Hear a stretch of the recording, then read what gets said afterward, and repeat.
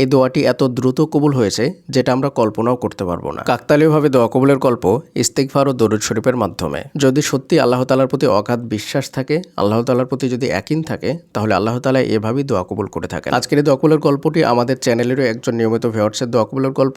এই দোয়া কবুলের গল্পটি তিনি আমাদেরকে ইমেলের মাধ্যমে শেয়ার করেছেন, আর সেটা আমি আপনাদের সঙ্গে হুবহু পড়ে শোনাবো ইনশাআল্লাহ। তবে হ্যাঁ, আপনিও চাইলে আপনার বাস্তব জীবনের দোয়া কবুলের গল্পটি আমাদের সঙ্গে শেয়ার করতে পারেন, আমাদের চ্যানেলে প্রচার করা হবে। দোয়া কবুলের গল্প পাঠানোর জন্য আমাদের ইমেল আইডি ব্যবহার করবেন। আমাদের ইমেল আইডি হলো khalidhasan6695@gmail.com। এটা আমরা ডেসক্রিপশনেও লিখে দিচ্ছি। তো চলুন আর কথা না বাড়িয়ে দোয়া কবুলের গল্পটি আমরা হুবহু শুনে আসি। প্রথমে তিনি লিখেছেন, আসসালামু আলাইকুম ওয়া রাহমাতুল্লাহি ওয়া বারাকাতুহু। ওয়ালাইকুম আসসালাম ওয়া রাহমাতুল্লাহি ওয়া বারাকাতুহু। এরপরে তিনি লিখছেন, আমি আপনাদের চ্যানেলের একজন নিয়মিত শ্রোতা।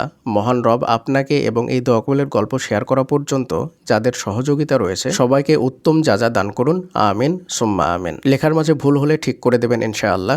গল্পটি বড় মনে হলে আপনি আপনার মতো করে ছোট করে বলে দেন। বেশি দিন আগের কথা নয়, 1 জানুয়ারি 2026-এর কথা।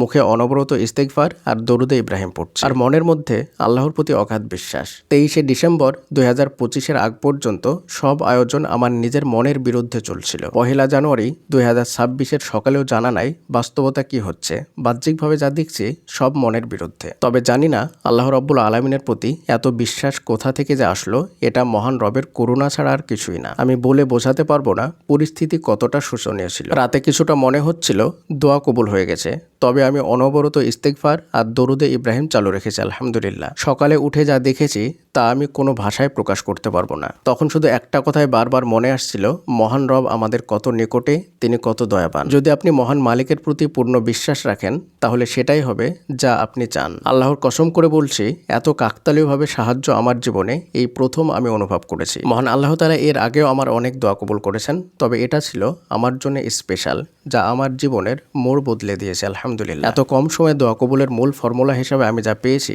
তা হলো আল্লাহর প্রতি পূর্ণ বিশ্বাস। এটা মহান রবের এক বিশেষ উপহার। আলহামদুলিল্লাহ আলা কুল্লি হাল। গল্পটি শুনে সবাই মাশাআল্লাহ বলবেন এবং সকলের কাছে দোয়ার দরখাস্ত রইল এবং আপনাদের প্রতিও দোয়া রইল। প্রিয়দিনী ভাই এবং বোনেরা, এই দোয়া কবুলের গল্পের শুরুতেই তিনি বলেছিলেন কোন বিষয়ে দোয়া করেছিলেন সেটা তিনি গোপন রাখবেন। তবে এমন একটা অসম্ভব বিষয়ে তিনি দোয়া করেছিলেন যেটা সত্যি তার কাছে অসম্ভব ছিল, কিন্তু আল্লাহ তাআলা সেই কাজটা সম্ভব করে দিয়েছেন ইস্তেগফার, দরুদ শরীফ এবং আল্লাহ তাআলার প্রতি অগাধ বিশ্বাসের মাধ্যমে। আপনাদের জীবনেও যদি এমন কোনো সময় আসে যখন মনে হবে যে সব দিক অন্ধকার, সব দরজা বন্ধ, কোনো কিছুই হচ্ছে না, তখন বেশি বেশি দরুদ শরীফ পড়বেন, ইস্তেগফার আমল করবেন এবং আল্লাহ তাআলার প্রতি পূর্ণ বিশ্বাস রাখবেন। পরিশেষে আল্লাহর কাছে দোয়া করি আল্লাহ তাআলা যেন আমাদের সকলের দোয়াগুলোকে কবুল করে নেন, আমিন। আসসালামু আলাইকুম ওয়া রাহমাতুল্লাহি ওয়া বারাকাতুহু।